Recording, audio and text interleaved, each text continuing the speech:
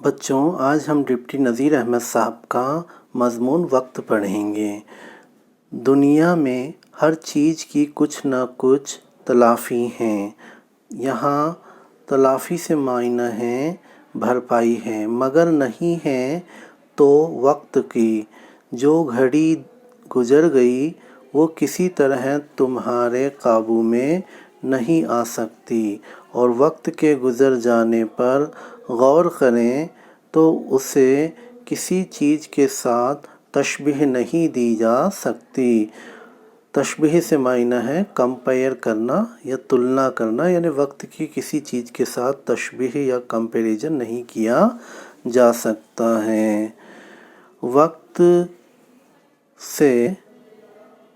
وقت ریل سے زیادہ تیز ہے، ہوا سے بڑھ کر اڑنے والا، بجلی سے سوا بھاگنے والا، اور دبے پاؤں نکل جاتا ہے کہ خبر نہیں ہوتی۔ صبح ہوئی، سو کر اٹھے، جب تک معمولی ضرورتوں سے فراغت حاصل کرو، ذرا ناشتہ وغیرہ کھاؤ پیو، پھر دن چڑھ آیا۔ پھر گھڑی دو گھڑی ادھر ادھر بیٹھے، گپ شپ اڑائی تو 10 بجنے کو آئے۔ مدرسے جانے کو دیر ہوتی ہے، جلدی ہی کھایا پیا مدرسے گئے، وہاں دوستوں سے ہنسی مذاق کرتے رہے۔ استاد کی تاکید سے 2-1 مرتبہ بری بھلی طرح سبق پڑھا، چلو شام ہوئی، دن رخصت ہوا۔ اب یہاں تاکید سے مطلب ہے استاد کے کہنے یا اصرار کرنے سے 1-2 مرتبہ یعنی 1-2 بار، اور دن رخصت ہوا۔ دن رخصت ہونے سے مطلب ہے کہ دن جدا ہوا۔ گھر آئے تو پھر کھانے کی سوجھی، کھانے سے کسل پیدا ہوا، کسل مطلب کاہلی یا سستی آئی۔ ذرا لیٹے تو صبح موجود، کام تو کچھ بھی نہ ہوا، لیکن 24 گھنٹے گزرتے ہوئے معلوم نہ ہوئے، اور ایک 24 گھنٹے کیا، ایسے سدھا ہزاروں 24 گھنٹے گزر جاتے ہیں۔ صبح ہوتی ہے، شام ہوتی ہے، عمر یوں ہی تمام ہوتی ہے۔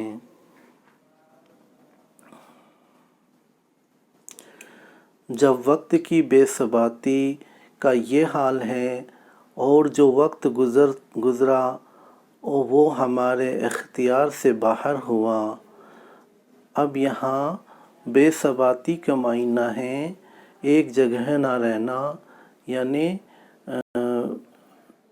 بنا ٹکاؤ پنا، یعنی وقت جو ہے ایک جگہ نہیں ٹکتا، تو نہایت ضروری ہے کہ وقت پر ہمارا اختیار ہو، یعنی وقت پر ہمارا قابو رہے، اس کو ضائع نہ ہونے دیں۔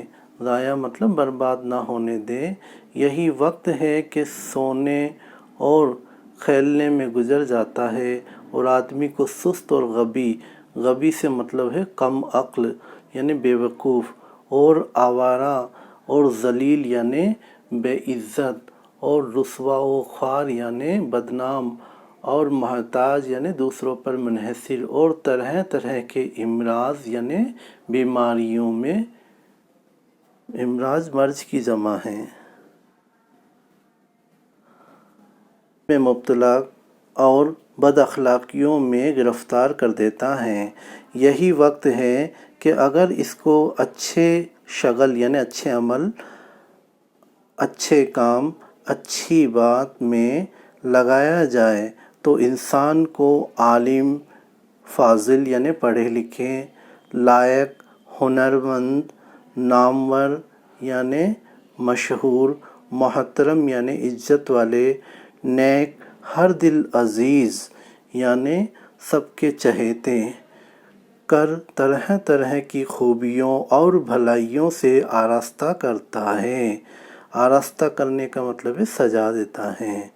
اے لڑکوں، یہ فراغت کا وقت جو تم کو اب میسر ہے یعنی حاصل ہے، بس غنیمت سمجھو، اسے خدا کی نعمت سمجھو۔ غنیمت سے مطلب ہے نعمت۔ اب نہ تم کو کھانے کی فکر ہے اور نہ کپڑے کی۔ جو کچھ تم سے سیکھتے اور حاصل کرتے بن پڑے، لگ کر جلد سیکھ ساکھ لو، آئندہ تمہارے کام آئے گا۔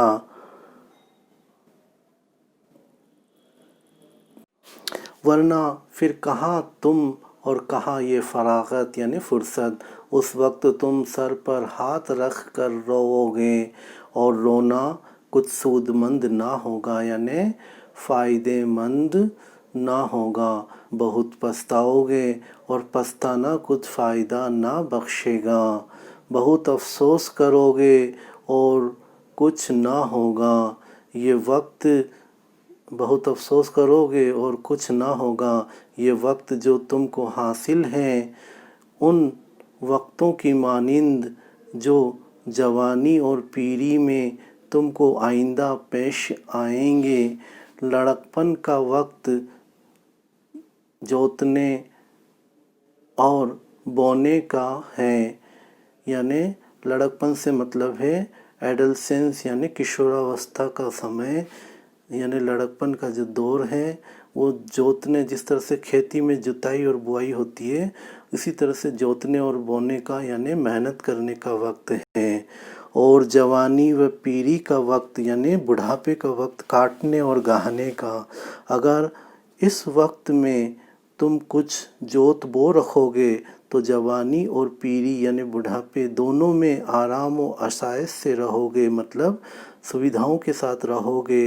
اور اگر چاہو تو اس وقت کو ایسا اکارت کرو مطلب برباد کرو کہ جوانی بھی خراب ہو اور پیری بھی۔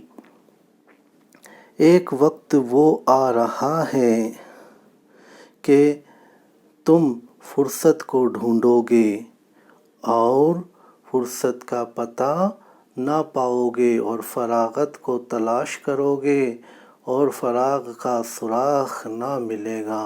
یہ وقت وہ ہوگا جب دنیا کا کاروبار تمہاری پیٹھ پر لدا ہوگا۔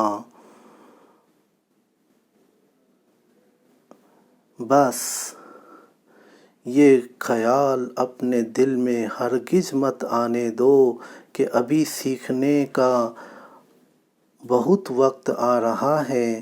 ایسی کیا بھاگڑ مچی ہے کہ رات دن لکھنے پڑھنے کے پیچھے کوئی مر مٹے۔ اگلا حال کچھ کسی کو معلوم نہیں، کون جانے کہ تندرستی رہے نہ رہے، زمانہ فرصت دے نہ دے۔ سب سامان جو اب مہیا ہیں میسر ہوں یا نہ ہوں، بے شک وقت کی قدر و قیمت اور اس کی بھاگا بھاگ تو یہ چاہتی ہے کہ تم خواب و خور یعنی خوابوں کی دنیا اپنے اوپر حرام کر کے رات دن کتاب پر سے سر نہ اٹھاؤ۔ لیکن انسان کی طبیعت کو خدا نے تازگی پسند بنایا ہے۔ کیسا ہی کوئی دلچسپ شغل یعنی کام ہو، ایک عرصہ یعنی ایک مدت کے بعد ضرور اس سے جی گھبرا اٹھتا ہے اور طبیعت اکتانے لگتی ہے، اور طبیعت کو مجبور کر کے اس کام پر لگائے رکھو تو وہ کام اچھی طرح نہیں ہوتا اور حواس بھی کند ہو جاتے ہیں۔ حواس سے مطلب ہوش و حواس، کند یعنی بے معنی ہو جاتے ہیں۔ اس واسطے مناسب ہے یعنی یہی ٹھیک ہے کہ کتاب کا مطالعہ